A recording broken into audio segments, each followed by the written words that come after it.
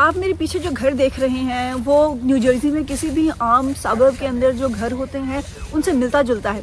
इसके ऊपर हैलोवीन के हिसाब से कुछ डेकोरेशंस हुई हुई हैं, लेकिन अगर आप गौर से देखें तो आपको यहाँ पर एक येलो टेप नज़र आएगी। ये येलो टेप आमतौर पर पुलिस का निशान होती है कि ये एरिया पुलिस ने कॉर्डन ऑफ किया हुआ है और यहाँ पर कोई एंटर नहीं हो सकता। तो क्यों आखिर इस घर में कोई एंटर क्यों नहीं हो सकता? और जब से मैं यहाँ पर खड़ी हुई हूँ, बहुत सी फैमिलियाँ आई हैं अपने छोटे बच्चों के साथ, यहाँ पर उन्होंने तस्वीरें ली।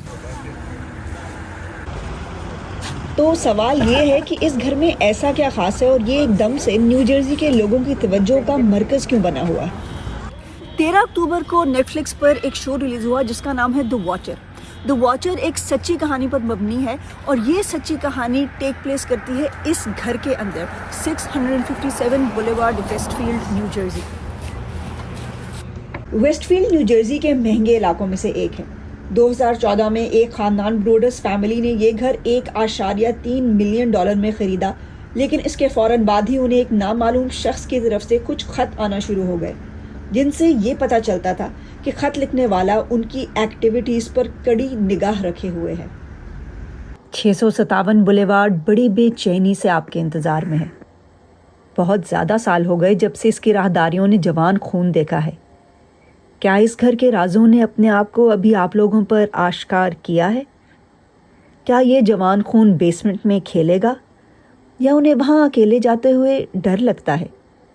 मैं इनके जगह होता तो डर कर रहता। बेसमेंट बाकी घर से खासी दूर है। अगर तुम लोग ऊपर वाले हिस्से में होगे तो इनकी चीख तक सुनाई नहीं देगी।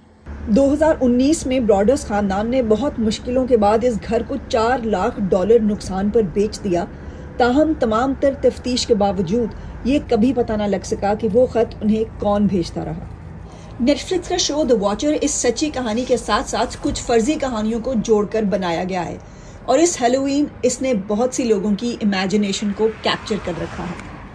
Sabahat Zakaria, voice of America, Westfield, new Jersey.